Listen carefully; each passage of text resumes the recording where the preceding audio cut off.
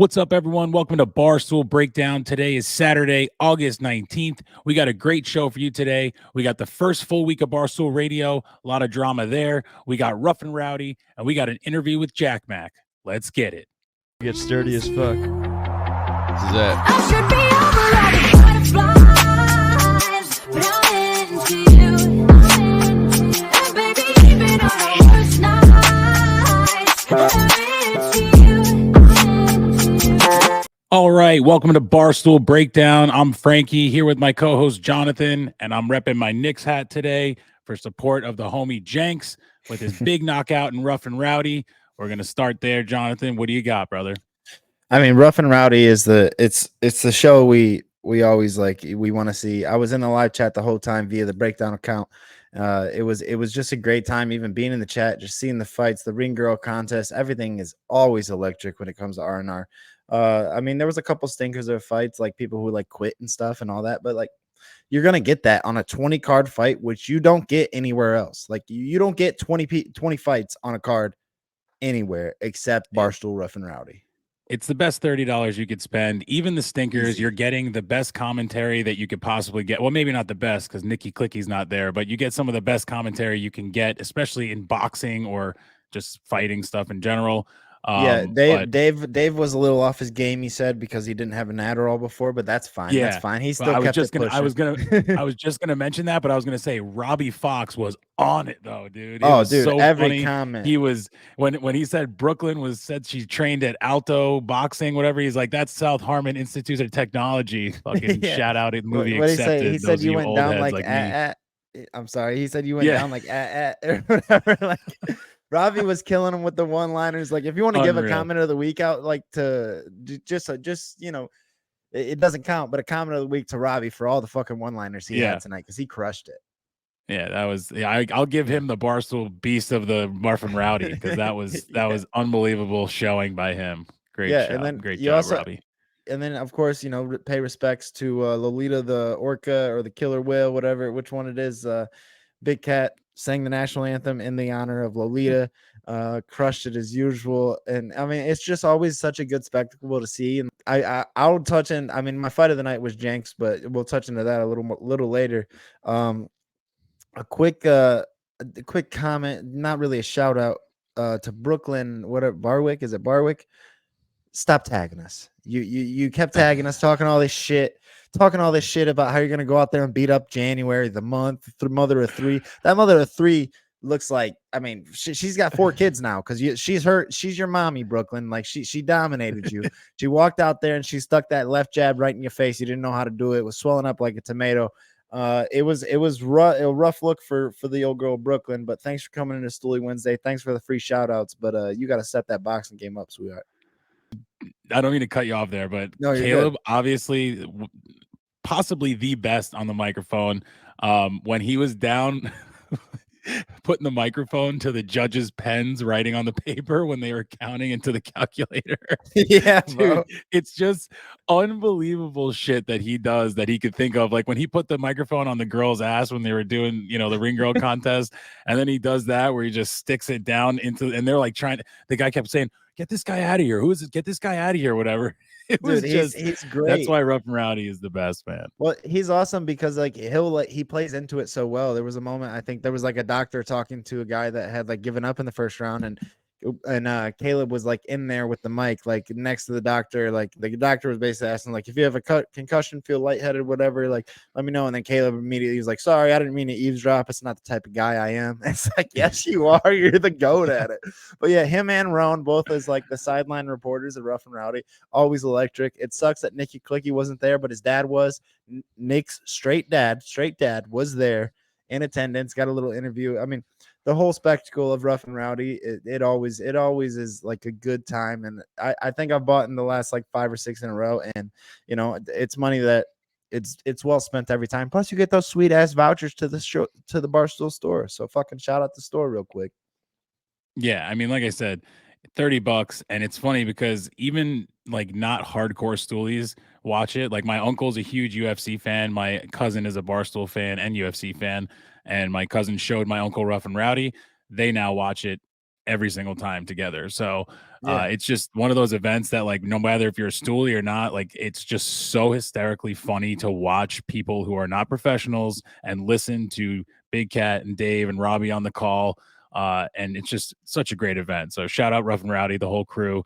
Devlin, even though he was getting shit about the card, I thought it was a great card. We got some knockouts. Usually we don't get actual knockouts and shit. So shout out Devlin. That's the thing, That was though. great. You're gonna have haters no matter what. But yeah, Rough and Rowdy fucking puts out no matter what. And like they're not going out and paying like these top tier fighters. They're getting people that have beef, like they have, they just want to square up in a ring, and they put on a great show while doing it. Shout out For Loco for sponsoring the event too. And if you're looking for a new sponsor, we're here for you.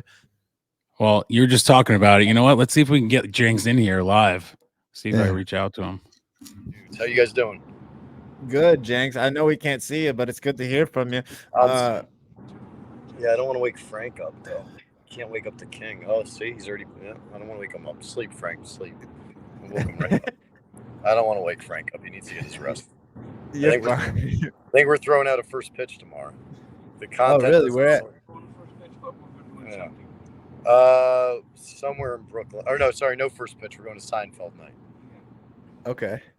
Like, it's hard to keep up with Frank's schedule. It's hard to remember all the shit we do.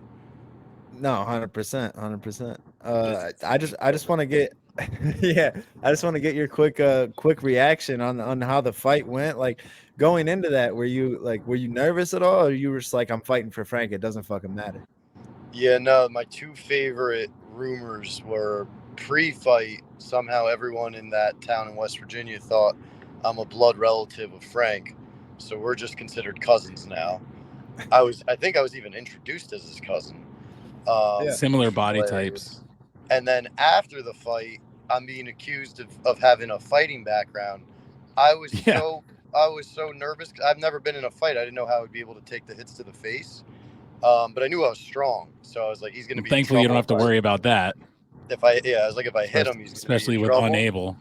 But if you've never been in a fight, man, you get in the ring, you don't know what's going to happen. So I was pretty quiet today. I'll put it that way. I was trying to stay focused, trying to figure out like basic things like footwork. I was working with, like, if anybody wants to know if I got fight experience, ask Large. Large was working with me last night. He was like, oh my God, he actually doesn't know anything. Yeah, I saw that. The Viva La still tweeted it out. Yeah. And I will say, I love you, Jinx, but the footwork and the punches, you definitely like are not a fighter and haven't done like professional fighting before. Not that I have, but I mean, I'm a huge UFC and boxing fan, so like I could tell you were just in there scrapping, and that's what we love, dude. And that's why I thought it was one of the most legendary knockouts because your hair was in your fucking face. Bang, dude. That was it. Knock them out cold. Hell yeah. I was completely blind. That was a little bit lucky. I got him on the button. I couldn't see what I was doing. Right on the chin, man. That was just instinct, man. Fight or flight. It kicked in for you. It seemed like 100%. He ran in pretty quick on you, and then it seems like it took a second for you to gather yourself, and you're like, hold on, this guy he stinks. He's unable, like Frank says, that's sleeping in the back seat. Yeah, no, he hit me a couple times, and I don't have a mark on my face. I didn't feel anything. But it was funny. I thought Frankie was about to say, I know UFC, and like, dude, your footwork was amazing. But like, he was saying your footwork was atrocious, and you were swinging like a madman. And it just shows, like, Frank in the post fight. No.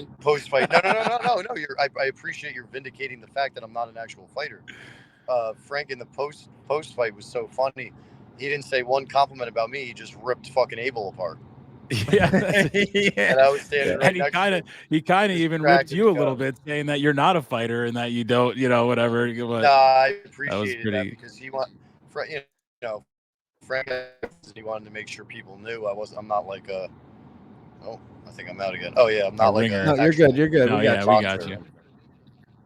Sorry, I mean, start loading on me.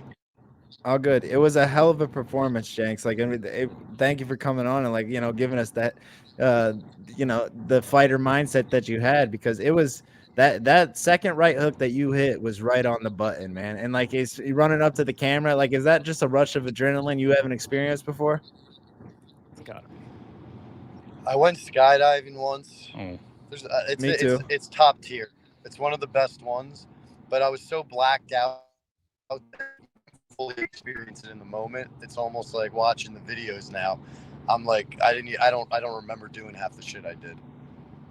Yeah, the other yeah. thing That is, that that as one. you can tell again, from a fight experience standpoint, any asshole with long hair would know how to tie their hair correctly. As you pointed out, I threw that knockout punch. I was fucked because when your hair's down and you're wearing gloves, you can't really do much. It's just you're fucked. It's wet hair. You know what I mean? It's in your face. It sticks. Yeah. So I Yeah. basically hit him exactly when I had to. Because then I Yeah, ran or back else to you the were other just side. gonna I be was like, oh blind my the whole God, fight. my hair's a mess. Yeah, Yeah. I was exactly. I was blinded for the rest of the round. I don't know if the ref would have stopped it for that. Right. Yeah, I don't know. I mean, I will say it reminded me a little bit of the punch in baseball, that guy that threw the blind punch and just knocked out Oh yeah. Yep. Tim Anderson. Yep. I'll take Tim that. Anderson. I'm But not. I will say, Jenks, I told in the beginning of the pod, I rocked the Knicks hat just for you for the knockout. Sure. So shout out to you with the Knicks shorts as well. I saw you rocking. Yeah, we don't want to take up too much of your time or bother Abe or Frank sleeping in the back. I just again it was I appreciate you guys having me. Yeah, no problem. I think that you gained a lot of Stooley's respect and tonight, yeah. and like definitely. So good shit tonight, Jenks. Thanks for coming on, brother. Oh, my service sucks. You're good. You're I don't know if good. you guys All right, man. We'll get you on guys. again next week. Yep. All right, brother. We'll talk to you Congrats. next week. Have a good I night. appreciate you guys. Have a good night. Thanks You for the too. support. See you, brother. Oh yeah, last thing on Rough and Rowdy. Shout out Maddie Bath. Finally got her crown, deservingly so. Got robbed last year, got the crown this year. So congrats, Maddie Bath. Another thing on Maddie, like I did, obviously DM her, slide in the DMs because that's who I am. But I was in the live chat as Barstool Breakdown, and every time she would go out there, I would just type in threes in the chat, and the chat would go crazy with number 3. So it was threes in the chat, threes in the chat. Brando was in the chat. He can back me up on that. He was like 3, 3, 3. He like even one of those he tagged Barstool Breakdown, said 3. So we were having a blast. It was we were at war with someone that kept yelling 10. It was like, no, number 3 is the one. Shout out Maddie Beth. You got to come on the breakdown and talk about it, Maddie. That's it. All right, let's move into Barstool Radio. We had the first full week of Barstool Radio, and what a week it was, starting with the blindside shit. They had SJ on, which is insane that was the only place that he said he was going to talk about it.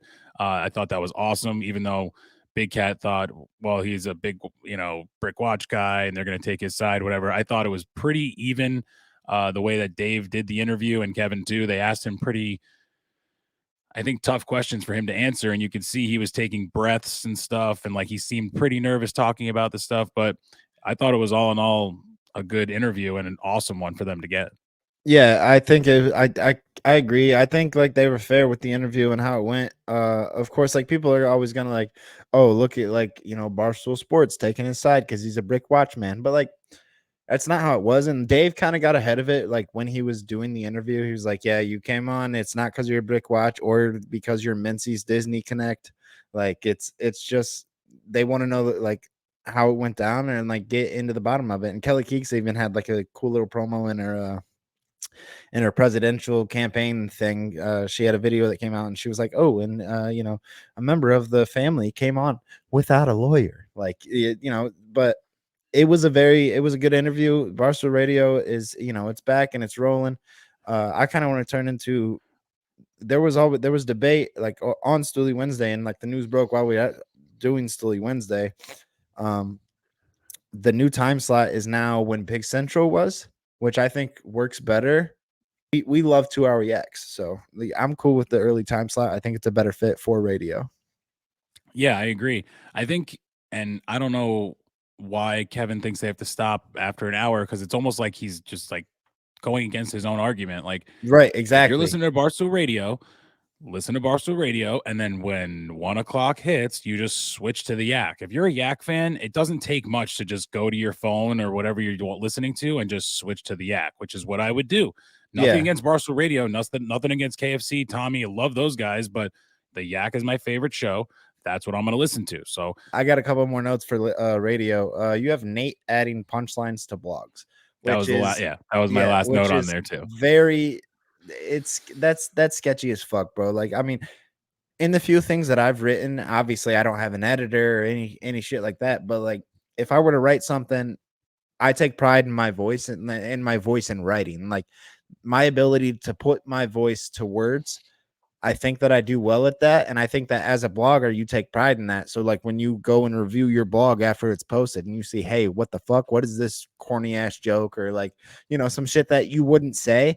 Like, I think that's weird. So like, Nate Dogg, just stop doing that. Like that don't add stuff to it. If there's something you want to omit, or maybe like recommend to the writer, like, hey, you should like maybe add a line here and like see what they think about it. And if they give you pushback on it, then don't do it and just post a blog, because that's the reason you have all these talented bloggers at Barstool, because they are very good at putting their unique voice to paper, or the internet in this case. Yeah, and the fact that John Rich even was getting mad, which I mean, obviously he He prides called on them his out for writing. it. He called them out for it. I'm saying he prides himself on his writing, and like, but I know he's the type of guy that you could tell even from our interview. He even said it. He'll bite his tongue on a lot of stuff, and I think he's getting a lot more comfortable going at people and doing things like that for sure. Especially like two NFL players sitting in between them doing interviews is pretty impressive. But I mean, for him to call out Nate, you could tell he was like, "What the fuck, dude? Like, I wouldn't write that in my blog, whatever." Yeah. I mean, now don't get me wrong. If it's Nikki Clicky reading my blog, adding jokes, I might let it go. But then the last note that I have for Barstool Radio is like we need the video of Dave chewing out the sales floor. We need the clips. We need the video. Yeah. We need to see how it went down. Apparently, he was up there for a while. He gave him a piece of his mind, because the sales, it's more important now than ever. All right, let's move over to PMT, and I'm just going to start with, I think, one of my favorite guests ever that's ever been on PMT. Dion Dawkins was incredible. Was such a down to earth, awesome dude. I really hope that he does go on multiple times. They seemed like they wanted him back on, and it was just all around a fun interview. And to be quite frank with you guys, I don't listen to all the interviews. Like you guys were talking in Stoolie Wednesday about the golf guy interviews and stuff. When I get to those, especially since the amount of stuff I listen to for this show and just in general, I just skip those interviews and I go to Mount Rushmore and I just listen to the main stuff. And I'll go back if I have time, because they do awesome interviews, but they're not my favorite part. That interview had me stuck. I listened to the entire thing. So shout out Dion Dawkins. He's an awesome dude. It was the hardest. Someone commented under that video and said it was the hardest they've ever seen PMT laugh, like during an interview, because Dion Dawkins was that guy. Like he was talking about jerking off with nub hands, like no fingers, whatever. like he was giving him everything. Dion Dawkins was a great interview and a must listen. It was deemed a must listen by PMT, by Big Cat. So if you haven't heard it, go ahead and listen to that. There's been a couple good Mount Rushmores this week. I think the standings are now, it's PFT and Big Cat at like 26. You got Hank and Max at 23. And then I think it's Jake and Billy at 21. I may have the numbers wrong, but I know that Jake and Billy are in last. And the race is kind of like separating. So Jake and Billy got to do a little bit of work. And it's kind of hard when Billy's not in the picture anymore, trying to take over the mic. So it makes me think, was Billy like helping by taking over the mic a lot and going rogue? Like was he like throwing that little effect to where like maybe he's adding more value he was than getting the obscure votes. He's getting the obscure votes with the obscure picks. Yeah, maybe because right now they're on a downslide since Billy's left the show. Last couple of episodes, we've seen a downslide in the standings. No offense, PMT Sports Biz, but step your game up. Yeah, and just shout out Max and the guy on the street that said that he was right about titty fucking. Shout out to both those guys. Yeah. I just love how that's just a reoccurring thing now on the show. Yeah. You were so right about titty fucking, bro. Yeah, you were right. Last thing I had on PMT was the Vernon Davis interview, which another one that was a good interview. I listened to it because you said you had met him. So if you want to give that story quick. That's my my close personal friend Vernon Davis. We had met before. Back in my Navy days, I was on the USS Boxer. I forget what year he came on, but he was on the boat. He came into the cafeteria. They had like a little setup for him, and I got to take a pic with him and stuff. I'll try to find the pic, maybe throw it up here. But yeah, I don't know where it is anymore. I deleted all my old Instagram shit. But yeah, it was a Max Homa Vernon Davis episode, and Vernon Davis, super nice, genuine dude. People gotta stop tackling by the penis, and that should be a flag, because Vernon Davis, I think FSU Brando tweeted out the edit, like to where they were talking about it, and he showed the video of Vernon Davis getting tackled by the penis. Like, don't tackle someone by the penis. Fucking grow up. You're men. You got use your shoulder pads, all that stuff. You don't need to grab meat when they got all the meat around there. Like, you know what I mean? Like, you don't need to go straight for the meat that matters. Max Homa, he also mentioned, he's like, the pervert stuff obviously it's calmed down, but like, be original. If you're gonna like say something in Max Homa, like even if you're calling him like, oh, spicy meatball, he might not even acknowledge you anymore. Just be original. If you're gonna like yell something at Max Homa, just come up with your own shit, you know? Like, that's it. That's all he's saying. Yeah, I mean, homosexual is the best one of them all anyway. So Yeah, I don't know how much he likes that one either, though. The last thing that I have for PMT is they have the paintball video out, and I don't know if you've seen the clips or not, but Jake is a cheater, and so is Billy. Hank rounded the corner on Jake with a paintball gun and was like, you know, surrender, surrender. And because like they have a 10-foot rule, and Jake was like, oh, okay. Like you said, okay. And then Hank goes to grab the flag, and Jake shoots him and was like, got you. Like, what? Like, you just surrendered, bro. Like, you're supposed to like be dead for 20 seconds. What are you doing? And he was like, I didn't even say anything. So, and he hasn't owned up for it on Twitter. So, PMT Sports Biz, this is my message to you. Own up for that shit, because you're supposed to be the honorable guy, and you cheated hard and you haven't said a word about it. yeah, so I'm just gonna say, if Jake says he didn't cheat, he didn't cheat. Jake's a cheater, verified. Like, now your hole-in-one is nothing I was but just gonna bullshit. say, Yeah, I nothing was just but gonna say, bullshit don't from you say now. anything about the hole in one. Yeah, that's all I've got on PMT. So let's go ahead and move into the yak. What do you got on the yak, Frankie?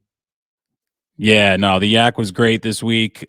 We had Wallow in the building, which is always an awesome time to have Wallow and the yak. It's just, he comes in, drops just sick motivation, just always comes with just the most positive energy, and just like it almost felt like he was talking to us as a podcast, even though he was talking to people way higher up and way more famous and whatever than us. You know, he was like, just keep going, man. You just can't stop and whatever. And like we talked about, like that was our goal with this show. Just keep going.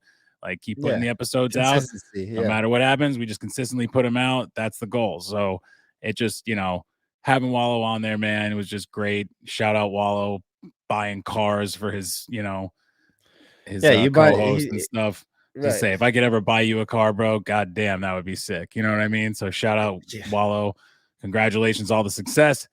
And the fact that he just still comes in and just spits that, you know, fire, you know, positivity and all the advice. You know, it's unbelievable that he still does that stuff for everybody. It's a testament to why and like how successful he is. It shows that like he's able to, you know, sit down in a room with 4 or 5 strangers that he doesn't really mesh with, and like just like show that he has the ability to mesh with them and give them ideas. And he's like, dude, like the most important fucking thing you have in life is right here. Like, if you're trying to be a content guy, like just use your phone, put that shit out. Who gives a fuck about your haters? And like Wallow, like that shit, it had me bricked up, ready to rock. Like he had me ready to go, motivated as fuck. Like I went and crushed sales that day. So thanks a lot, Wallow. Also on the yak, Francis thought that Justin got Beast of the Week. So that was funny. A little plug to us. And he was like, didn't you get the Beast of the Week jacket? He's like, no, I don't think they're doing that. He's like, no, I could have swore you did. It's like, nah, Francis, we give it out. And we didn't. And then he mentioned $500 too. And I was like, we don't give that. If you need $500, tweet at Maxi Valente, at Philly Mays, ask him for the 500 plus the jacket. I know that if you tweet him about the jacket, he definitely will give it. That was what I think Stephen Che, or was it Neil? Someone told us that they tweeted at him and he got the jacket. So if you need the jacket, tweet at Philly Mays. I don't know about the $500. You could ask him about that though too. Exactly. Appreciate everything, Max. And then Friday's yak, they had the Bloody Mary draft, and the only real note that I mean, it's always a great draft, but the only real note that I have about it is Meek Phil was saying, he's like, oh, that one looks like piss. In the whole cup, it was like this orange, like throw uppy mixture. So if your piss looks like that, please drink more water and get tested for whatever the fuck's wrong with you, Meek Mill. You're drinking too much, Meek Phil. You're drinking too much milk. You're drinking too much milk if your piss is coming out that chunky and gross. You gotta lay off the milk. Spoiled milk. God damn. Yeah, for real. But speaking of the draft, shout out Mook, just obsessed with meatballs. The guy can't stop. It's just eating them in bed, eating them. Yeah. Did you see having him on his Bloody Mary? It's just, dude, he had a tweet to where his bed broke. So I don't know if he Yeah. moved, but yeah. And he was like, he tweeted that out. It's like, gotta lay off the meatballs, boys. Lay off the meatballs. Yeah, that was a good one. All right, if you don't got anything else on the yak, let's move into anus, where Pilar was on again. Always great to have Pilar on the show. Shout out Pilar. Tons of Mook shirts, just so many Mook shirts. And I realized I never made a Nick or KB shirt. And when I submitted on the Discord, I submitted 2 Mook shirts. So makes sense that there were many Mook shirts out there. And I think my favorite, which was definitely not Mook's favorite, but it was my favorite just because it was such a morbidly hilarious thing, was the fact that they had the Mook death date shirt. And his reaction was just, what the fuck? Like, he's so genuine. It wasn't even like fun. It was just like, he was like, what the fuck is that? You know? And then Pilar's one line, you got to get Mook's mom approval. They called great her. Line right there too. I know, I'm saying that was such a great line. The fact that she said that, I was like, all right, that was pretty good. Well, too, yeah, so. Pilar was like, I respect Mook's mom. We have to call and get her approval. Yeah. The Mook death shirt was fucking hilarious. Quick shout out to Maresh. Maresh had the boys over for a final stream before they all moved to Chicago. You know, the whole Anus Blue Raspberry boys, they were over in Maresh's apartment. I was tuned into the stream the whole fucking time. Stooley's Club put out a clip from that stream. It was like Rowdy learned how to fuck from Nick. It's funny how like well they all mesh and they actually enjoy each other on that show. But the t-shirts were fucking incredible. You had the Mook shirts, you had the bunch of what is it? The Black Dick Don't Crack shirts. Yeah, the BDDC shirts, which were international. You had Hong Kong and Dubai and like all short. Oh no, it was Japan and Dubai. And yeah, the Philly one, they said that 3 of them are going to go up. So, and the Philly one right now looks like the #1 front runner. But yeah, if you see those shirts, go ahead and get them. BDDC. It's true. It's factual. It doesn't crack. The t-shirts were awesome. And then I have a KB's Pilar going to says Thailand. you gotta. She goes, you got to put 3 of them up. You got to pick 3 of them, but you can't pick 2. And he goes, what are you giving us a riddle? Nick is so quick, dude. He's so funny. Dude, and his mind works different than others. And then we got KB going to Thailand on a solo vacation for 20 days in Bangkok. I've been to Phuket, Thailand before. I was there for about 4 days. You do not need 20 days in Thailand. 4 days there it's enough. It's enough. Yeah. You know he's gonna come back and it's gonna be like Gen 4 revamped, and it's gonna be like he's gonna be this like he's gonna just be eating like rice and like with chopsticks or something. He's gonna be like, this is the way, and you know, become like now Asian cultured or something. Yeah, they do have the Big Buddha down there, so the Big Buddha's a fun visit. Maybe that's something he should look into. But that's all I've got on anus, so I'll just go ahead and run through a couple real quick. I've got Son of a Boy Dad. The big note that I had on there was Roan shit his pants. His wife didn't think it was funny, but he emptied the clip. He said he was on the way up in an elevator. He mentioned on the yak as well, but I saved it for that. Just a quick plug for, you know, him and Sass, Son of a Boy Dad, great podcast. But yeah, shit his pants on the way up from the elevator, said it was a long Uber ride, all that shit, whatever. But he emptied the click, he said. He blamed it on some new medicine he was taking just cuz, but yeah, it's a tough look. And I'm a guy that shits his pants like once a year, no problem, whatever. You know, I had too much T-Bell that week, but yeah, apparently he emptied the click like it was a full cleanup, like Big Cat cleaning chili, you know, that kind of cleanup. Jersey Jerry is what I was thinking. Yeah, Jersey Jerry. Yeah, it's got. I was gonna say, what is going on? It's like every year there has to just be like a massive shit, you know, that happens in someone's pants at Barstool. Unfortunately, Roan didn't document it like Jerry did, but. Well, I mean that might be fortunate for us too, though. And then moving out of Son of a Boy Dad, the Titus show. Mark Titus also actually quick shout out to the Titus show. They had a Barstool Beef of the Week clip. I think it's our boy Captain. It's our boy Captain running the social. He's definitely a fan, and we appreciate you because we're a fan too. But Mark Titus also deemed the show with Evan Turner a must listen. It was his favorite podcast he ever did. I am about a quarter of the way through, so I don't have a bunch to say. But like, if you are a Titus fan, Ohio State guy like me, both those guys are Ohio State. I would definitely give Titus a listen. And then something that maybe you do know, Dog Walk Fast Food Draft with Clem and Trent. Chipotle went 1-1. Is Chipotle fast food? No, that's if it doesn't have a drive-through, it's not fast food in my opinion. I know someone came in Stooley Wednesday. Might have been Cody, Captain Ferdinand, saying that there was drive-through Chipotles now, but in my opinion, Fast food means you get it fast, not, you got to make stuff and this and that. So I don't know. My fast food would be McDonald's, Burger King, Taco Bell, Culver's, Chick-fil-A.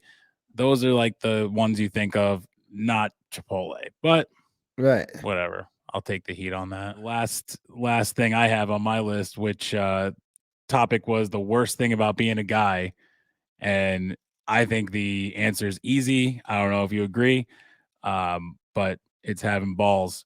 And I would actually like to couple that with having balls and a dick, because they are both so much in the way all the fucking time. You could sit on your balls, you could hit your balls, your kids smash your balls, you can get a hard on, you got to tuck up. You could be Stephen Che in high school and you just never can leave your seat. I mean, so many ridiculously terrible things that can happen with those two things. Sure, it procreates, feels great when you're using it, but there are a lot of negatives too. So, in my opinion, I'd rather take care of my family and all the other crazy things they had on that list than, Yeah, I get what you're saying, and then you also get the things where you have this inclination to just touch it all the time, like KB does in the yak. Like, and I also I forgot to tweet that out this week. I have a new clip of KB doing it. He was doing it, and he literally just put his hand up like this real quick, like he caught himself. It's a great clip. I'll try to throw that in there too if I can. But yeah, I get what you're saying, but I kind of think I think I didn't get to watch the whole thing, but I did see there was one like about protecting your family, and it's like Stephen Shea was like, that means I'm the guy.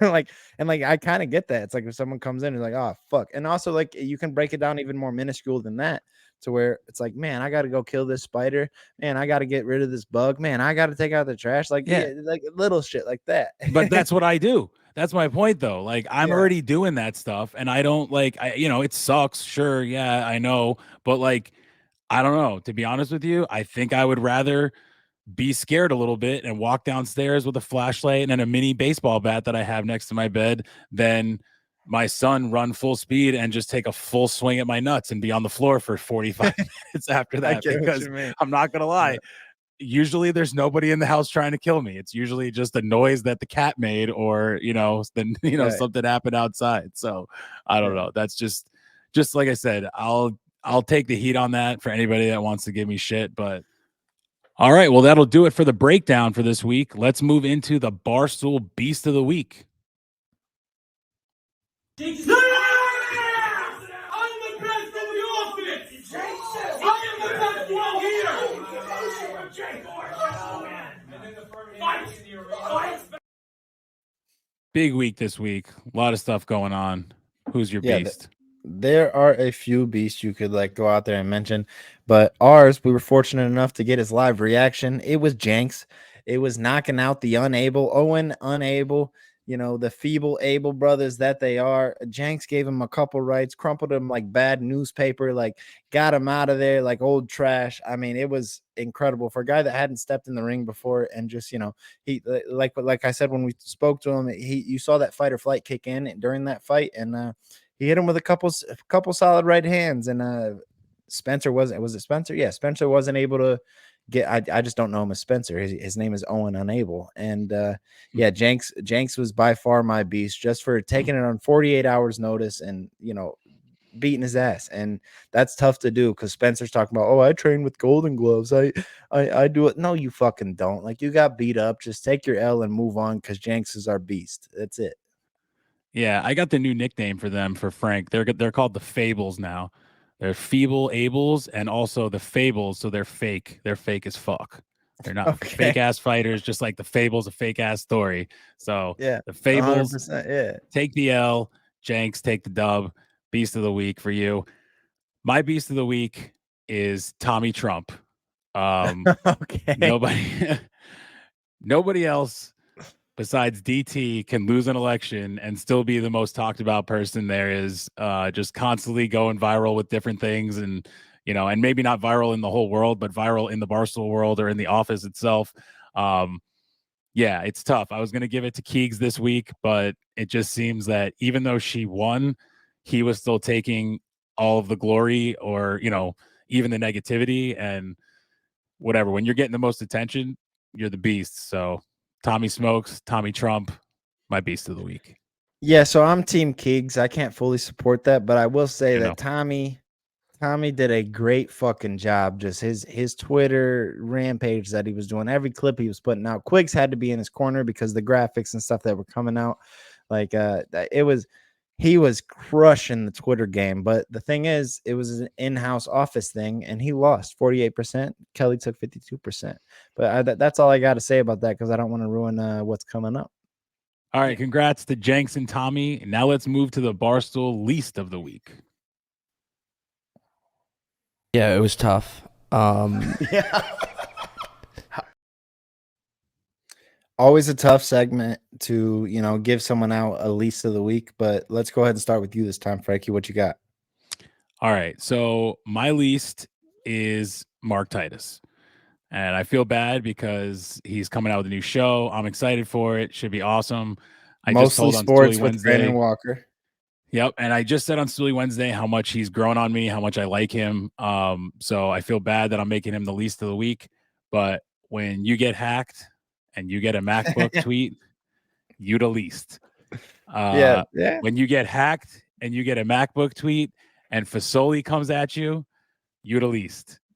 When you get hacked and you have a MacBook tweet and Fasoli comes at you and you went to Ohio State, you the least. All right, man. The Ohio State Mark slander Titus. I can't stand for, but I know, I'm sorry. I do get the least of the week going to him because you got hacked, bro. You're one of those like major internet personalities. You can't be out there tweeting about giving out MacBooks and sliding in DMs and stuff. And everyone at Barstool was trolling him that got a message was like, "Oh yeah, I'd love one. Where can I get it?" And now that like the joke continues, like people still keep asking for it. And honestly, I tweeted out a picture of my broken Dell here. Mark, I'll take one too if you're still giving them out.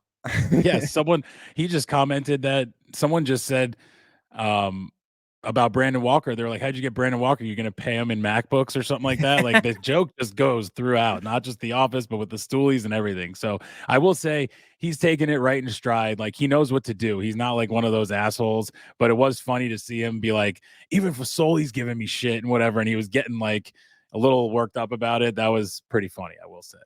I agree with what you're saying. I'm gonna go ahead and roll right into mine though, because I don't want to do too much Ohio State slanders. I'm a big Buckeye fan. I'm gonna roll into mine. My least of the week it's Jersey Jerry, but it's more specifically Jersey Jerry's house, or dentist office, DDS, Jersey Jerry, whatever you want. Blood. Yeah, That's blood. It's not even. Yeah, that's blood. There's blood everywhere. You hear that? It's not just the blood on the floor. It's the ghost that's haunting the house. He had Big Cat come over and do a ghost hunting experiment. That's going to be a new PMTV coming up that I can't wait to see. But Big Cat was live and showing it for a little bit.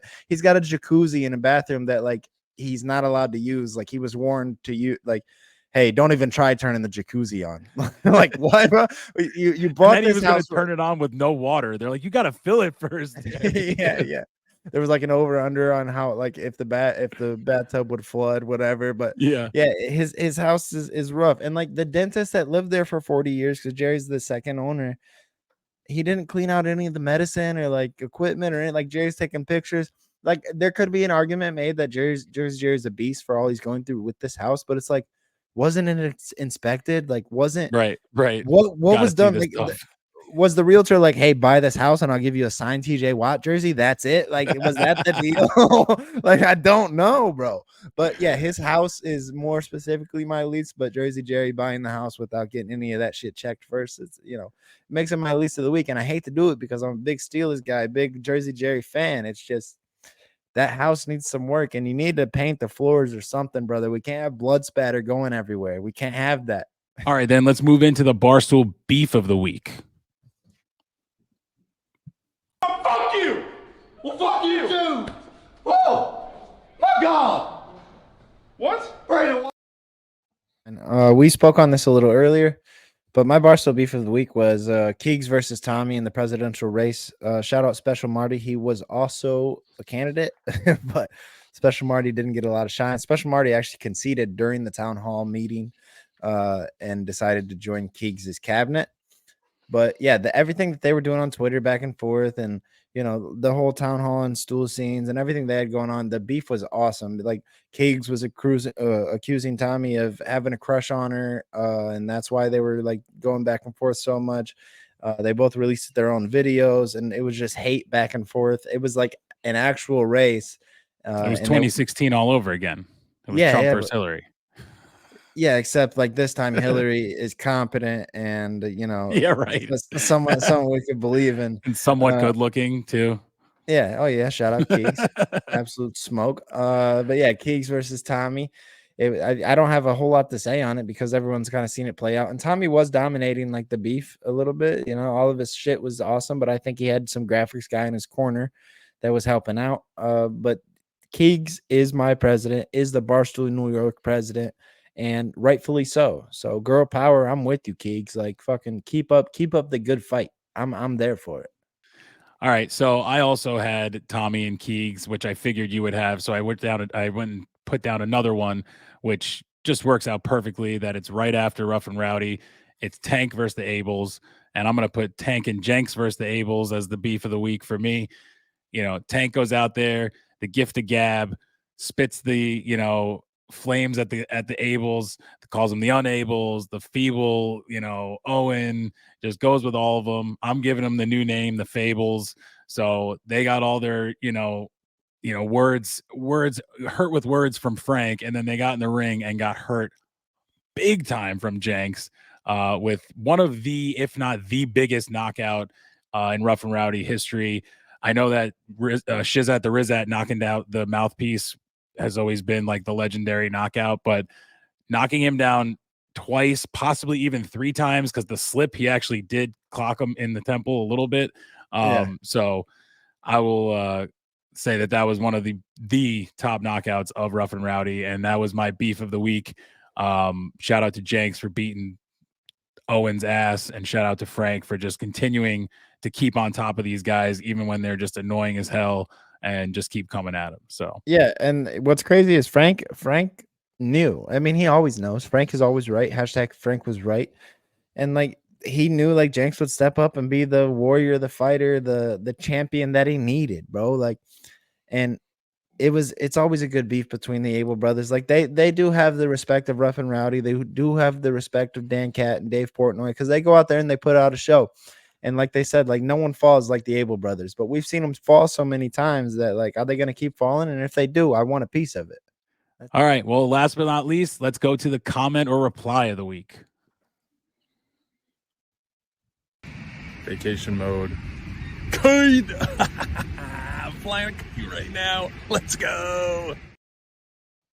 So you go ahead and lead with your comment because I know mine is a hitter. So go ahead, Frankie. All right. Yeah, mine I was hoping was going to be the beef of the week, and unfortunately, the dog pussed out, didn't reply to Neil. So my comment / reply of the week is Stooley's Clubhouse. Nate was telling Rico that Ohio's Tate was, coming at him and saying all this stuff and trying to stir up drama. So Neil, Stooley Clubhouse, decided that he was going to reach out and tag Nate and wrote, "I thought you were anti-trolling coworkers, or is it okay when you do it, but not when people do it to you? Womp womp." And he put a picture of their DMs, and says Eric Nathan, and it says, "Okay, got it. So you were trolling your coworker to gain favor with people on Twitter. Now I know." So clearly Nate sent that DM to Neil to try to scare him and be like, "Oh, now I know how you are, and then did the same shit again. So just as I said on Stooley Wednesday, just as I said on this show last time, the dog is just a one-way street. He's the ultimate disher, never the taker. Never can take it. Damn Yeah. sure. It's crazy town. But yeah, so shout out Neil, shout out Stooley Club. That was a great reply. Nikki Smokes got mad one day at Fastooley for, I think Fastooley said that on the way out, Nikki Smokes gave him a grin and was like, "My next video is about you." So Nikki Smokes goes out and makes this video. He says, "I don't know why Patriot fans can't admit that their team sucks, cough, cough," at Fastooley. He goes on to explain like how spoiled Patriot fans are and stuff, which I have like not like a super gripe with because they are spoiled fans. I agree. As a Jets fan, I agree. Right. But Fasoli quotes him and said, "Making claims to, quote, be a man but he couldn't record this in the office in front of me. But as he walked out, he told me, "You're the topic of my next video," with a smile on his face with a little shrugging emoji. And they went back and forth in comments the whole way. Any of those comments could have been it, but Fasoli, who's got about 5K on Twitter, and Nikki Smokes has about 22K on Twitter, Fasoli was ratioing Smokes on every tweet he had. I don't know if it was the Boston Patriot fans coming out to support, but Fasoli was just dunking and dunking and dunking. I mean, shout out Fasoli, you know, being a man really struck a chord with him. Like, I don't know if Nikki Smokes gets the vibe, but he was giving him that reporter from the Alaska vibes. Like that. Don't come at Fastuli if you don't want the smoke, because Fastuli's coming right back at you. So shout out Fasoli and shout out Neil. You guys deserved it. Thank you guys as always for sticking along with the breakdown this far. We hope you've enjoyed the show. We're gonna roll into another great interview we got to conduct with the king of TikTok, the man himself, Jack Mac CFB on Twitter. Go ahead and shoot him a follow and enjoy this great interview that we had the pleasure to conduct with the man himself. And now, Jack Mac. All right, we're here with the mayor of Scoop City, Jack Mac. How we doing, brother? Good. Thanks for having me, guys. Appreciate you This being will be on. fun. Obviously, you've had some of my friends on, coworkers, but I also like the closest people to us or to me. But it's definitely a cool little show, and hopefully, some people enjoy it. It's I like the little setup you guys have. I know I've seen both of you on Twitter forever, but now obviously, you guys are doing your own thing. That's cool. Like I always tell people, like just do it. Like it doesn't really need to even be like anything special. Just do it, because you never know what it's going to be. So Yeah, I'm sure, man. more than happy to be here. Appreciate you. We fully appreciate that. Like I think it was one of your earlier tweets, it's not earlier, one of your more recent tweets. You were telling people, it was like, I posted this TikTok at midnight and it's got this much views or whatever. I'll probably circle into the TikTok portion later, but I always, you know, as an ode to Stooley's Clubhouse, who kind of got us more into the Barstool stuff, I always like to ask, like, I know you have the thread and everything too on your Twitter, but what got you into Barstool? How did that all start? If you could go into that for us. So I'm from Connecticut. I always had my own blog, Mm-hmm. like even in high school and stuff. You know, or high school, middle school, even. It wasn't anything crazy. I probably had 10 of them. They all I mean, nobody read them except for people like my friends. I would send them links on Facebook and stuff and whatever. I guess Instagram was around, but it wasn't really a place you messaged people. Then once I went to college, I wanted to do stand-up comedy. I did stand-up comedy my freshman year and sophomore year. Like a lot. I did a lot of stand-up comedy. But then heading into my sophomore year, I realized, all right, it was actually at the end of my freshman year. I realized, okay, I need to pick a niche for something that I didn't really even have the end goal of being at Barstool, which is funny enough, but it was like, okay, I want to do something that builds me up and I have my own thing. And I picked college football and I started this website called Tailgate Heisman. And then I had my own Twitter. It's the same Twitter I have now. Then I had a at Tailgate Heisman Twitter. Then I had a Instagram account and whatnot. And I took that very seriously for about a year.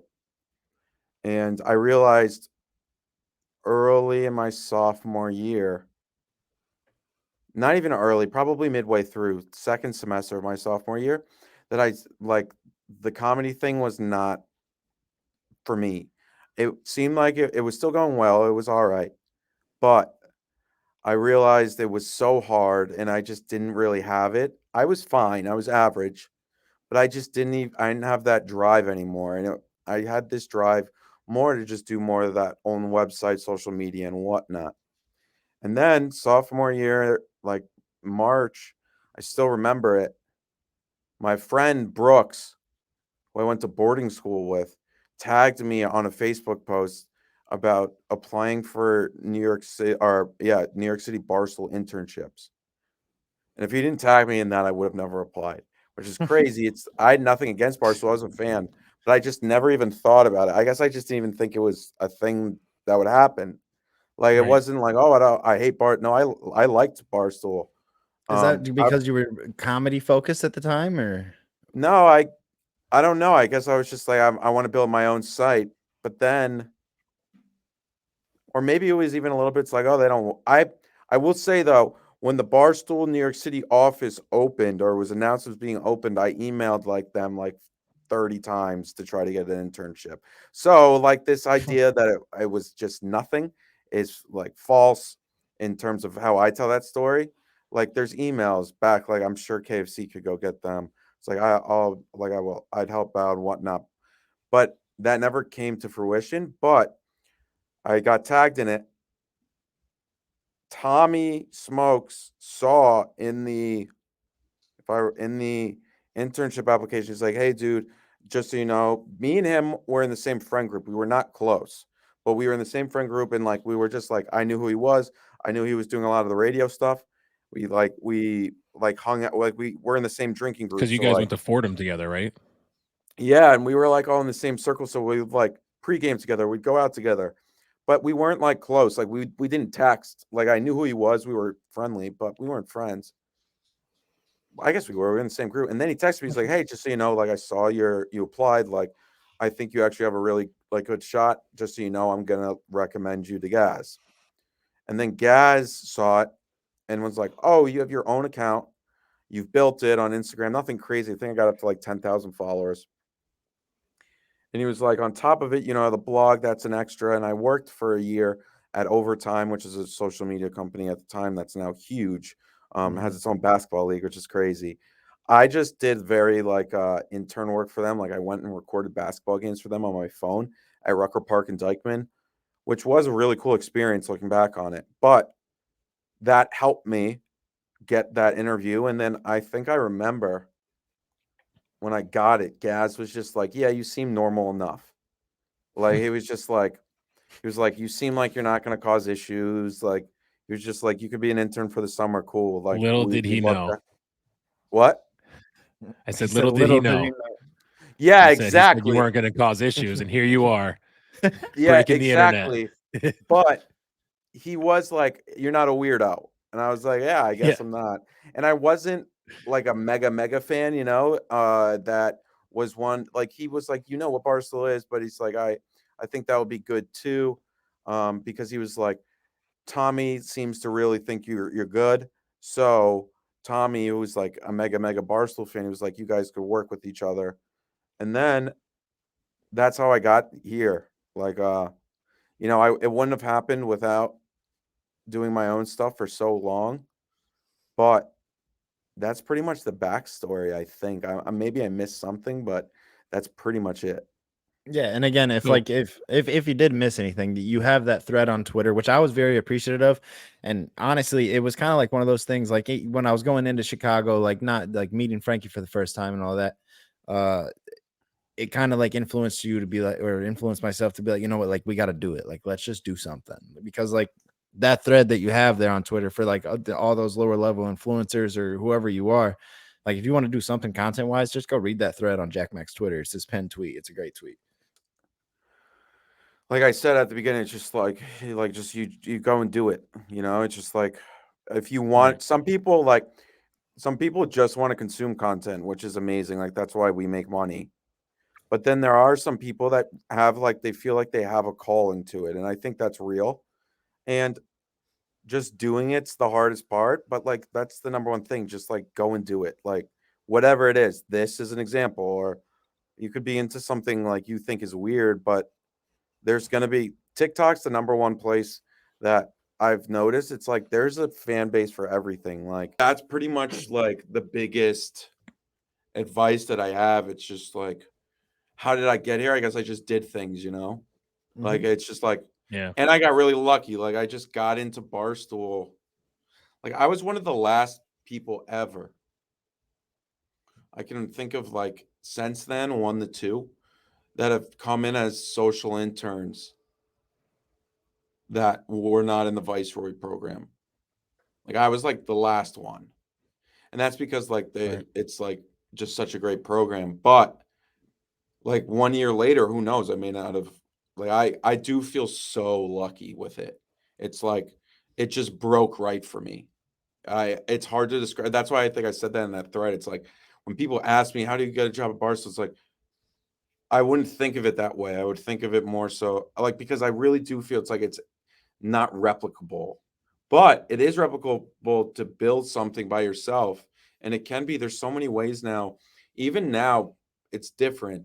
I still think being behind like a label, quote unquote, is great. But like doing your own stuff independently and like you can still make like money or whatnot. Like it's even if it's like a small chunk of change, like you can do cool things. Like these platforms reward you. There's money to be made. And who knows, it could like just get you somewhere. Like I really created everything that I did, not with the idea of ending up at Barstool. But I did think, oh, at multiple points, like it would be sick to go there. And like, I mean, it just worked out. You could say the same thing about Neil, who is a very valuable part of our company now. That's like it when he started his thing, yeah, like there's like they have no idea. You have no idea where it's going to take you. But if you do it from a point of like really caring about it, doing it, that's literally all you can do. And Right. then No doubt. the chips fall where they will. But it's like I hate when people. I don't hate it because it's a completely fair question. But it's like I can't replicate how I got to Barstool for you. Like I just got so Oh, yeah. lucky. And Yeah, and then that's everyone that we asked that is the same answer too, where it's like their like path is not going to be the same thing that someone could replicate unless you go into the Viceroy program, like Fasoli had said, and things like that. Like your path and like all those guys that were early, they got in from just Twitter and different things like that, obviously building their own, platforms beforehand. So, Yeah, and then but John yeah, Mitch no, I was mean the like idol. there's a bunch of ways. But I also say like I mean if you want to start making stuff like you really shouldn't think of Barstool as your end goal. Like it's your right. end goal should be like making the best stuff that you can and then like you know you can make like there's a billion avenues that can open up for you, whether that's monetary or it's just maybe for whatever reason, not even whatever reason, like it just makes you feel good. It's like fun. Like that's cool too. Like I mean it's and like Barstool's amazing. It's the best place. I mean, I haven't really worked anywhere else, but it's great. But like you never know. Maybe like you wouldn't even like it here. It's there's Right. people have come here and they say Barstool's great, but it just wasn't for me. Right. Yeah, 100%. Right, for sure. And you spoke on your TikTok a little bit, and I kind of want to reel back into that. You've become the king of TikTok. You're Livy Dunn's favorite TikToker. Was that Livy Dunn? They said Yeah, at yeah, least your that's what she favorite said. I TikToker. mean, I'll have to check in with her again to see if like I can like continue. But it was funny. Like I don't really even like we do follow each other on TikTok, but we don't like talk ever. But she sent that one night, and I was just like, oh, that's like kind of like insane. But Right. but Totally. Yeah. I responded, and like I mean, she didn't respond to that. So it's like it don't like maybe the TikTok king, but not the Riz king. Like that's still Baby Gronk. Yeah, Baby Gronk still got the Yeah, Riz baby, crown. like that's why like Baby Gronk was like, you can message one man once a Yeah. month, and like only one message, Maybe and that was it. maybe your and Livy's relationship would be like Nick and Venus's relationship. Just very, Yeah, there you go. timely. That's it. No, Yeah. But 100%. Yeah, very timely and but yeah, no, TikTok's like that's the thing. Like when I'm talking about, like I couldn't have predicted that.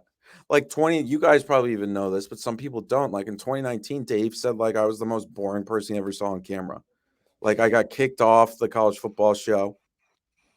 And like it was devastating for me, but like he made a decision as like a coach. Like if you don't play well enough, you get benched. But even looking back on it, I guess it's like I was just delusional. I was just like, no, he made the wrong decision from a like personal. Like I understand why he made it, and I have no anger or ill will towards that decision because I get it. You have to make a decision. Would I have wished to have like a second chance? Yeah, of course, but like that's too bad. Like I didn't perform well enough. But now I'm on a video platform app and I'm like it's going well. It's but I've gotten so much better since 2019. So who right. knows like if like I that didn't happen, I wouldn't have like things would have but it's a good story in terms of like you just keep doing things. Like it's something that somebody said here, and I'd say it a lot to people too for advice. It's like staying inside these walls is so like that's just like that's valuable in itself. And it's like you never know when something's gonna happen. Like I couldn't have predicted TikTok. Like even for the first year or two of TikTok, like I didn't really do anything on it. But then like it just worked for me. And Yeah. it still is, and hopefully, but also that's the scary thing though. It's like like anything in life. It's like, it's like it's working now, but who knows if it will work tomorrow. Like you never know. But for Right. now it's pretty cool, and like I hope to continue to like do well on that platform, and but it's definitely changed a lot of things for me, and I'm happy it has. Like it's Yeah, you become the really topic cool. Like of I'm really you become the topic of company meetings to where they're like, look at Jack Mac's TikTok. Like, why can't you all do this? Like stuff like that. yeah, At that's least a that's little what we hear through the grapevine. Yeah, it's a little disrespectful for when they say that, not you. I see what you're No, saying. yeah, It's like the whole right. like if Jack Mac can do it. I'm like, what the fuck, guys? Like it's Oh like that's no, that you can't but take it like that's that. I feel like It's they're more well, of trying no, to a give I you mean props. Be like, they look, don't well man. no, like I gotta keep pressure on them. It's like they should be like, oh, instead of like they say something about this podcast and it's like this they're doing so great. They don't say like if this podcast can do it, why can't your podcast do it? It's like I fully that's see that point. You're right. Yeah. it's like that's not how this works. Like I've been doing this for 2 years. I've been doing this for 2 years now. Like the other people haven't been. Like there's a bunch of people that have, and Right. I love helping people that like I have my own list of people that I'll never help because they were scumbags to me like when I was in whatnot. But I predominantly help like I try to help everybody because people here are very nice and like I love helping Rico on TikTok. Like if he ever has questions, and it's not even like, oh, this is how you're gonna do your TikTok differently. It's like, no, like I know why you're funny and it'll come across as funny on TikTok. You just gotta like use this feature and like do it this way, do it that way. Kind of like little, it's almost like you like I know your talent. It's like a wide receiver and the offensive coordinator tells them what to do. It's like I know you're talented enough to run this route, but maybe you do it this way instead of that way. And then it's like that gets you a better result. Makes Right. sense. Right.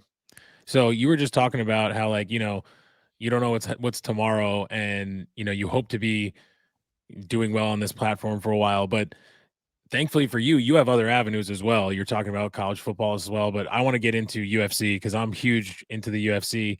I know you didn't originally start in doing UFC stuff at Barstool, but first, I guess it's kind of two-parter. When did you get into the UFC? And then two, when did you start like I'm really gonna like hone into UFC stuff, Barstool wise as well?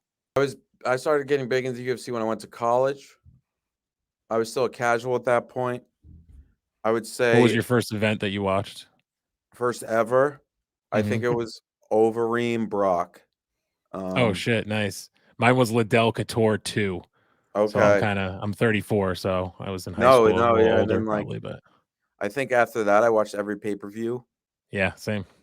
And then like probably 2018 I started watching like every fight night, and then 2019 I was really into it. But I was just like, oh, Robbie owns that space. Like I would always text him and be like, yo, if you're not gonna like, because that's when I was blogging a lot. It's like, yo, if you're not gonna do this blog, could I blog it? Sometimes he'd be like, oh yeah, for sure. Or he's like, no, I was actually just gonna get it. But then in 2021, which when I was like really into it still, Robbie asked me, it was like, hey, we're gonna start this show, Ev and I, and it would be like we'd love you to be a part of it. I was like, oh yeah, for sure. Thanks for asking. Like, I mean, Robbie's like, I know I just mentioned like, oh, I like have a list of people that disrespect me. Like Robbie's like the fact he's like opened the doors to like MMA for me is like he didn't have to do that. Like he has those connections, you know? And Right. that's Yeah. like Right. something I'm incredibly grateful for. He's like I wish he ran for I get why he didn't want to, but like I wish I would still vote for Tommy over him because Tommy's like my guy, obviously. But like Team Keegs. Team but if Keegs. he ran for president, like everybody loves him. Like I don't know if anyone says anything bad about him. But we just started doing that, and things just went well. And we're still small, but we're like, it's kind of like I'm saying, like you just keep doing it, and like For sure. also like even just doing it in a sense that's just cool enough to like we got to interview like Aljamain Sterling yesterday, even though it was over Zoom, but we already interviewed him in person too, which is like just sick. And that's because of Robbie. And Ev, of course, too, is amazing on it. And I really like working with both of them. I was close with both of them before it, but we've gotten closer during it. They're awesome. And I really do it's a lot of fun. I love college football, of course, and the NFL, but like there's nothing like it. And I just really enjoy like meeting those guys it really is crazy. And like we get to talk with them. It's one of the coolest things that's happened to me here. And that's thanks to Robbie for being open with it. Like a lot of guys we see here at Barstool, it's like, and I don't blame them. They like are like very protective of their brand and whatnot.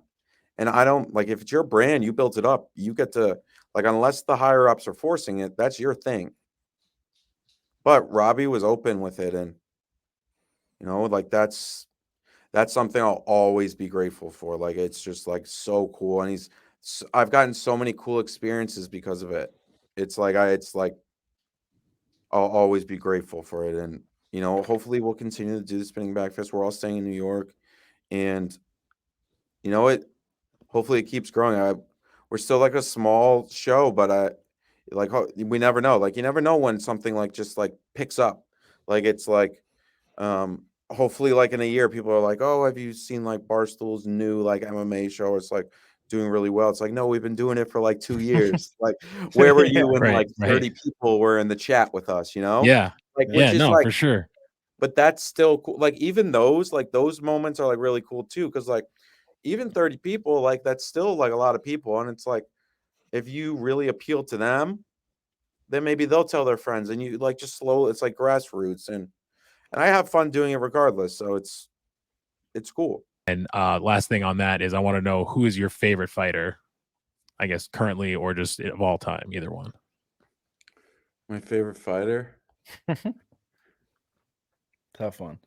I mean, like I love Sean Strickland. I think he's hilarious. Like I love Colby. I really love Leon too. Like that's like the biggest like matchup of two guys in a while. I know it's not official yet, but that's coming out soon, I would assume. I don't know anything about that, but I just would assume it is.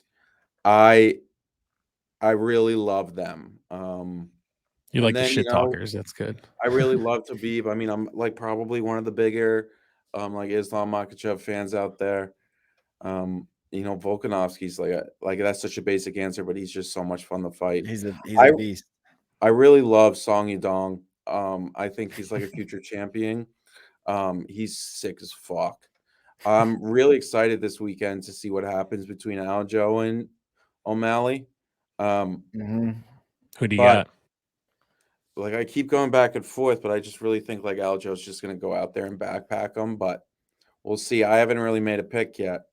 I haven't bet anything, but it's gonna I just think Aljo's gonna go out there and just like backpack him. Like he's just gonna Yeah, I mean, I feel that like that. I have one of the girls in the Stoolie chat. We go back and forth every single pay per view. She's like, "Who do you got on this one? Who do you got on this one?" And then we kind of actually go and look at your picks and stuff too to see how we did. And I always just talk shit now. I'm like, I'm the Nikki Smokes of UFC. I'm like 80%. But I live in No Florida, so I fucking can't way. actually gamble. So I just make picks in my head and then say that they win. So I Yeah. feel like that might be his record as well. So Yeah, wasn't Quiggs getting on you a little bit for having a down week last week? well, yeah, Quiggs is oh such a yeah. little fucking troll. Like he's just like a little like he's a gremlin. He comes, he comes, he comes out of the shadows when like I do bad, and he laughs. He's just in like for his little Twitter community, gets some Twitter likes. I mean, he's just a little like he's a gremlin, and then he's just like, "What, Jack? What?" He's gonna miss me so much in Chicago. Like I guarantee it. Like that guy's like he's gonna troll me remotely, but he's just like I know he is. Like he can pretend all he wants, but I know he's going to. He's such a little troll. Like it's just like that's who he is. Like he's 30 years old, like addicted to sucking on a plastic pen of tobacco or whatever the fuck's in it, and he trolls me like, like go have a kid or something, bro. No, I get that. So I mean, that'll just play into that New York versus Chicago rivalry that we're starting to see develop. Which I mean, like I love like so many of my friends are moving to Chicago, which sucks. But like I hope, like for me personally, like I hope it really does well. Oh yeah, In I Chicago. think it will. Yeah, I mean, I guess I'm biased in that aspect. I kind of want to turn back though. You spoke on your passion for college football. Uh, Tailgate Heisman was the blog and website you had set up. In high school, right? And then you continued writing onto that, and now you spoke how Dave, kicked you off the college football show, but now you're on one of the bigger college football podcasts that there is, in Unnecessary Roughness with Casey Smith, Brandon Walker, Katie Stats. Yep. How did that begin? And does that dynamic change at all with Brandon being in Chicago, or is he just going to be zoomed in anyways?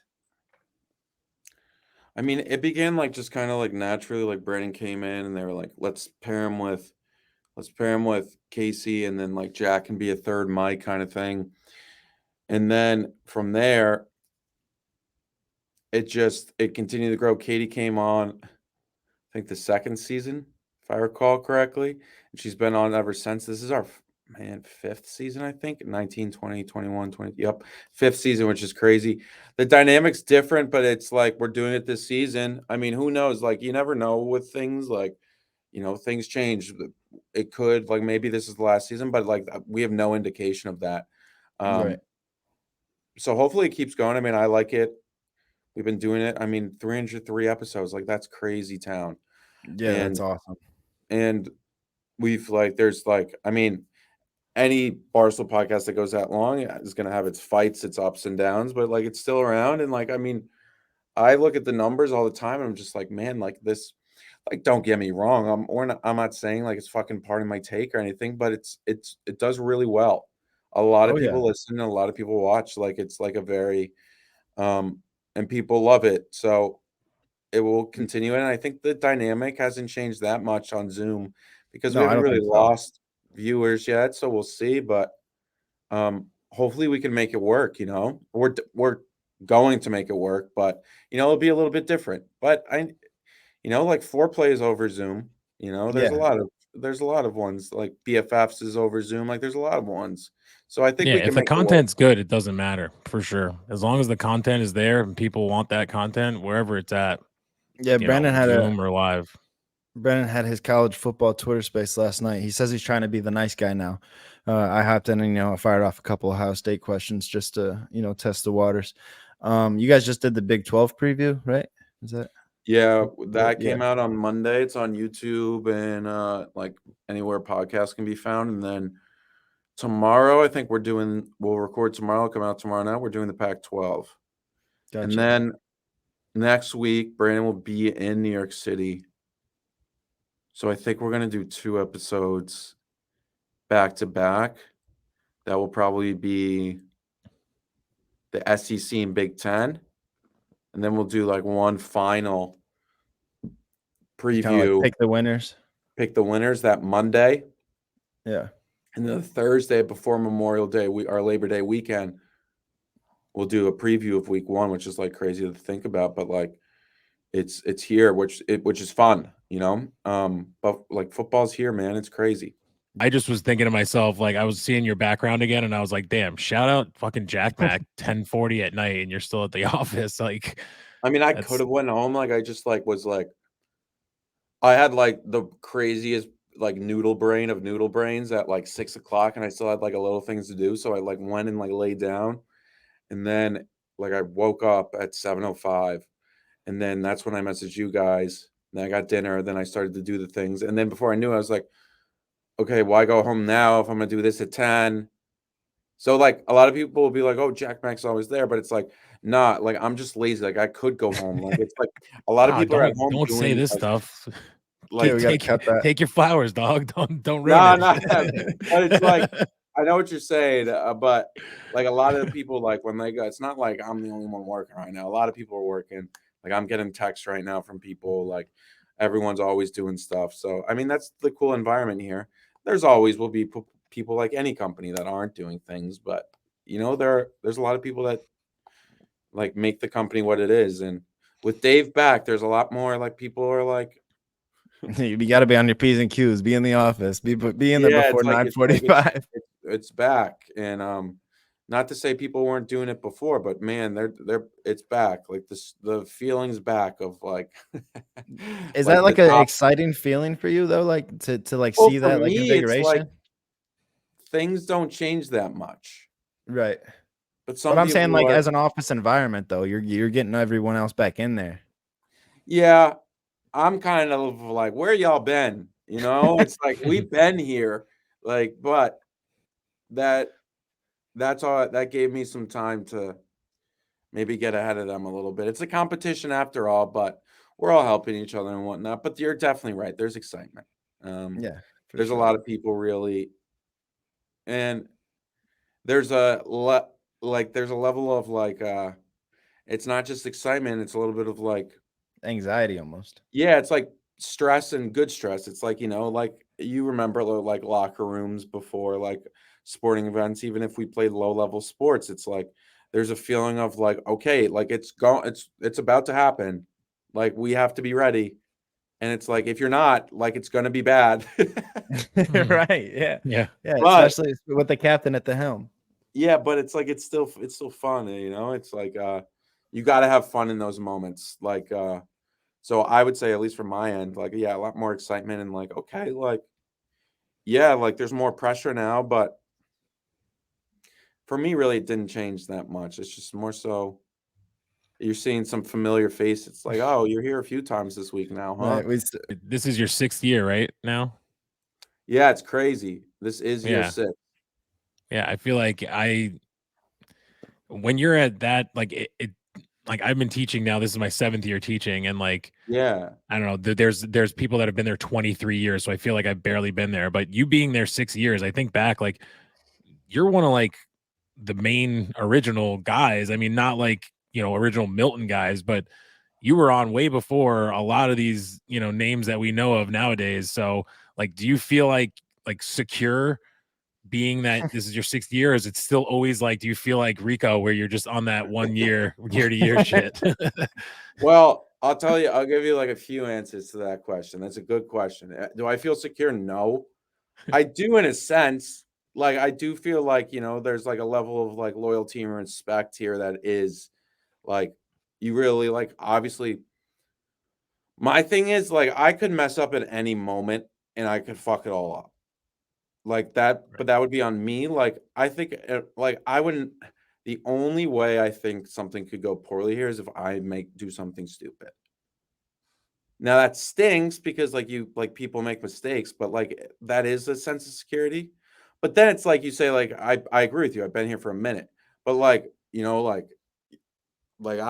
didn't get invited to the Barstool 20th anniversary. Like they looked at my 6 years and they're like that wasn't enough. But like some assholes like that are been here 6 months got the invite. But I mean that's like whatever. I guess like all the millions of views that I do isn't enough. Like it's just that's one of those things. But I will say, Disrespect. yeah, oh, well, the disrespect's always, it's just like it never ends. It's just like I'm up against it. Like I'm just like I'm fighting up against the wall. But I will say though, people here, like the new guys and whatnot, like for the most part, 98% of the people that come in here are like awesome. Like, even people that I don't like, I even like, I know Nikki Smokes has gotten a lot of heat, but, like, I kinda like him just, like, I see what he's doing. Like, I would love for him to track his, like, his bets, like, but, like and, like, do the units, but, like, I see what he's doing, and it's like, I bet I would like him if I was in person with him. I only know him as, like, a Twitter persona. Like, Right. I know people have told me, like, Ebo, who's, like, on the sports book or, well, it's now the gambling team and the social team, like, he's like, "I was expecting to hate you." And I was like, "I know." Like, people have told me that a lot. was like, I know why. Like, I play like a smug, arrogant asshole on Twitter. But like, that's probably not what Nicky Smokes is like if you're having a beer with him, you know? Right. And most people, and I think Nicky Smokes is someone that cares about Barstool. He's trying, which is like something that like a lot of people come in here and don't. And so I'll look at that and be like, all right. I mean, like, I see why people are mad at him, but like, he's got to make it. Like, he's taken like, he's almost like a UFC fighter who's like comes in round one. He's like Terrence McKinney. He's like, kill or be killed. Like, I'm being killed or I'm not, which is fair. He has a 1-year contract. He's got to go. Right. Yeah. Like, he's got I just want to lose that. Yeah, he's got to throw some punches and like, Yeah. but like, there's so many people that like, I guess I have like seniority on, but like I look at them like kind of just like on the same or even above me. I'm just like that guy's awesome. Like, you know, Right. Nick. I feel like that's more of like it goes to like the way you respect your peers though. It's like you know, they're on the same like level playing field now. So like you have respect for your peers and stuff. But Nicky, he got dunked on by Fasoli this week, which was pretty fucking awesome. It was pretty funny. Well, but I think they're actually good friends. Like that's cool. Right. Like Soli's such an interesting, like such an interesting Barstool. Just he's just the face of like why I love Barstool. Like he just loves it so much, and he's just like so outrageous. And he works. He was for the actually company. starting to tear up on the interview that That's was released so just now on insane. Twitter. Like that's just but like good for I mean, him. I hope he doesn't hate me saying that because like, but I could hear it in his voice. He was definitely cracking. I don't know if you agree, Jonathan, but he was like at one point really getting like, so I got this job. And like, I don't know. I just heard that in his voice, but you said before I forget about this, you said you're an arrogant asshole on Twitter. And that's why most people think they're not going to like you. I almost forgot. How the fuck did the Jack Mac Twitter Spaces begin? And just so you know, the reason that I am on Twitter is because of listening to the Yak, and they brought up the Jack Mac Twitter Spaces with the guy that got his Topo Chicos drank and the cocaine stolen and all that shit. And I was like, wait, I'm missing all of this? So I got logged back on my Twitter that I made in 2009, hadn't been on it. And that was the first day I went back on Twitter and haven't looked back since. So yeah, how did those begin? I'm kind of wondering that, to be honest with you. The first one was about actually, when was the first one? There was one before the Topo Chico one. Yeah. Like there was like a original one, but the Topo Chico one is the same thing. I think it was because there was this guy Asher who's like a urban legend within Barstool Sports, Allure. He was like in a fight with some girl, and then like they came on the Twitter space and hashed it out, and then we talked about it. Then the Topo Chico one came out, and that was just because it like there was another drama brewing, and it was like, oh, New York City Twitter drama. And then everyone was like, what does that even mean? And then we got those two individuals came on, the guy, I forget his name, and then the girl. And it was I thought that was insane. Asher. It wasn't Well, him. Asher was on, but the guy who supposedly had his Topo Chico and like his drugs like ruined Toileted. Yeah. was somebody else, and the woman was somebody else, but Asher like knew all of them or something. And then it just like blew up. Like it was just so crazy. It was like this big moment for 24 to 48 hours. And I just immediately, like, I didn't plan it. It just happened. Like, it was just like so insane. And then that whole like Twitter community got so soft. They were just like a bunch of fucking like, well, like New York City libs that just couldn't take. Yeah. They just don't understand the business. Like they're just like, how dare you talk about us? You're profiting off of us. Like you wouldn't. No one would know who you are without me. And then like I've gotten 600,000 followers on TikTok since then. Stupid bitch. And then, but suck my dick, dude. Yeah. Right after you did that space, Malisek was on Stoolie Wednesday when I was actually hosting or co-hosting it, and we were talking about that moment. And he was like, yeah, the guy's actually in here right now, and da-da-da. And he was like, oh shit, he's DMing me. And he's like, oh, he told me he's gonna beat my ass or he's gonna fuck me up if I say anything. So I'm not gonna say anything, whatever. And like we found out later because I started DMing Malasek. I'm like, who the fuck is it? Who is the guy? And I don't know if it was him or somebody else told me it was Asher that was in the space. But that was just like such an amazing like couple weeks there when you had those going. Like Asher was like the normal guy in the space. I forget what the guy's name is, like a fucking weirdo. And then he said the comment about his sister. He's like, I have a fat sister. Like, it's like so weird. It was like he was saying, I have a black friend. It was just bizarre. But then he calls the girl fat and he's like, what? I have a fat sister. I'm allowed to say that. It's like, it dude, felt fake. no. I thought he was a troll, but he's not. He actually like has like, I think a girlfriend now. Maybe he's even like engaged her. She's like pretty attractive. He's like a it's so insane to say this, but he's like a 6'3" lawyer that like went to a top tier law school. He's probably makes a lot of money. I'm sure he's doing fine for himself, but he was such a psycho. He got in this weird Twitter space. Like it's truly to this day, you can't replicate that. I got one final question for you. In that thread that I keep referencing, the last one I think is like, sure, I'd change some things, but you can't. Is there like a specific thing that you would? I wouldn't do the Akron -9 thing. I wish I could take that back. I wish I could go back and redo the college football show week 1, 2019, because like I'll sit here and I'll say it, like it sucks. Like I have to watch the show, and they travel around the country and like on a private plane. And like I was on the show and I blew it. Yeah. And I've watched it since for 4 years. Like it sucks. But that's life, like, but those are the things I would change. Yeah. The Akron -9, low key, maybe I wouldn't, because it's just so insane that it happened. Right. But I think I would probably change that. I will say though, Dave said like on the radio the next day, is like, it's going to take Jack 5 years to recover from this, from a reputation standpoint. And I think it was low key a good call. Like, I feel like it's fine. Like, we're about a year away from that, 2024. And I think like, it's like, okay, it's over. Yeah. But I would. There. What? I said, you're almost there. You're almost there. Yeah. Like, I think I'm almost like, all right, that's clean slate, but yeah. I would change that. And then like there's little things, but I don't even think about them. I think the only two major things, mega things, would be those two. And then I had one tweet that I shouldn't have tweeted from the main account that Dave got really mad about.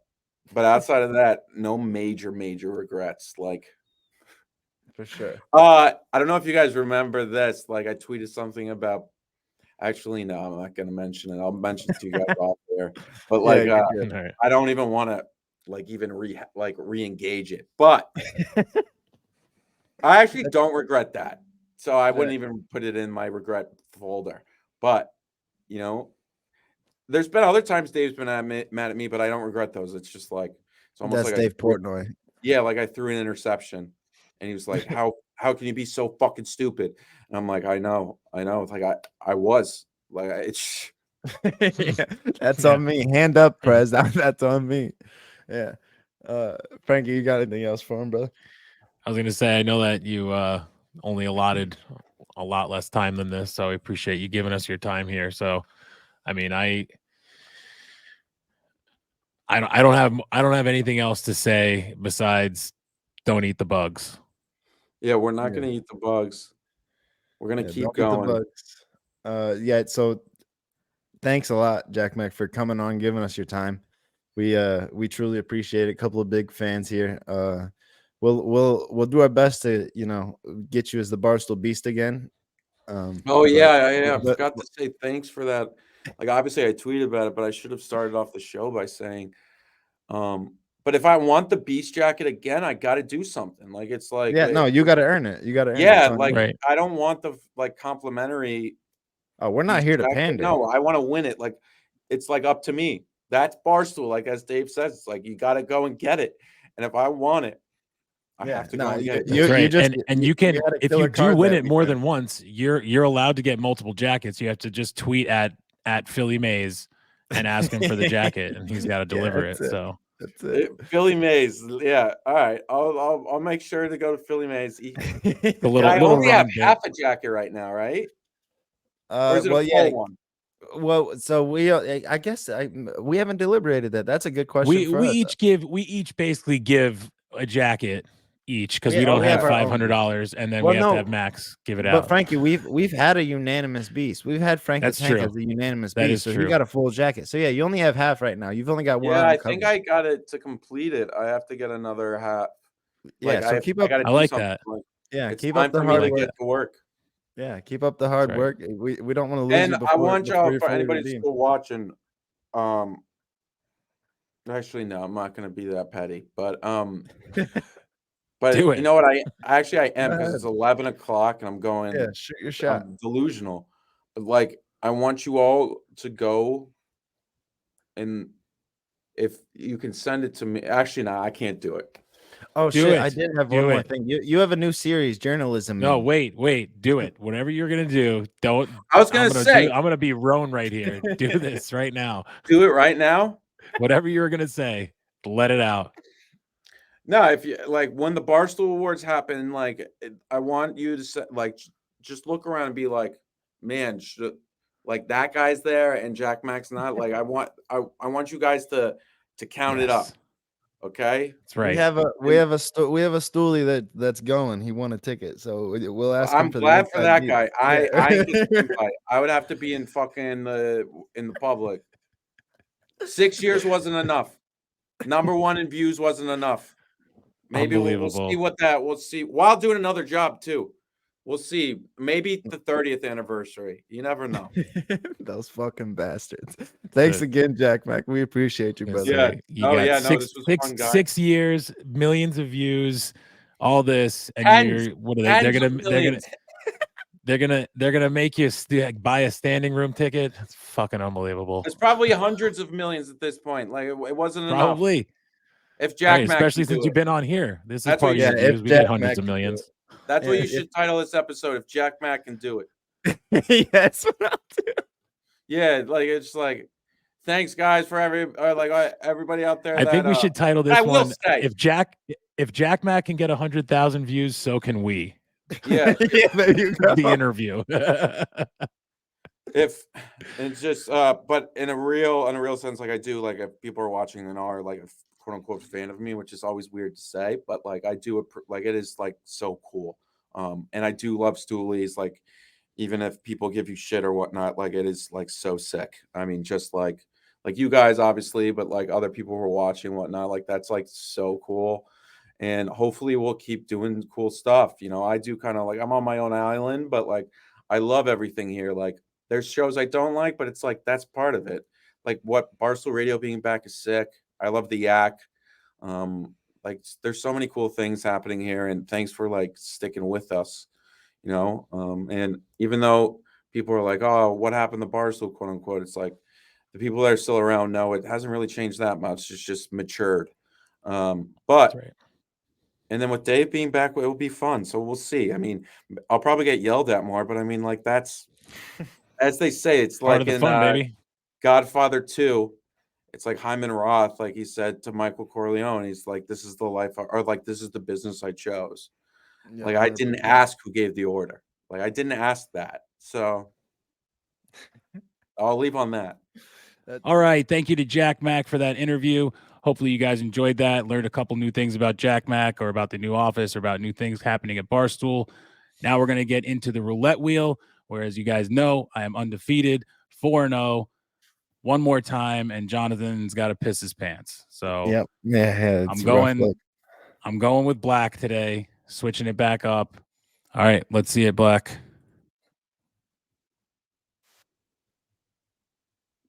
Oh, motherfucker. Oh, Shit. no. All right. Well, cheers. Let me get liquidated, I guess. Motherfucker. Oh my God. You hear it hit the ground? Ew, It's not dude. even up. It's a little Ew, wet. dude. Ew. Ew, dude. All right. It's always good to be on the Barstool Breakdown, baby. Oh, absolutely. Viva. It's the Barstool Breakdown. Go ahead and give it to me. Breakdown. Let's listen to those guys.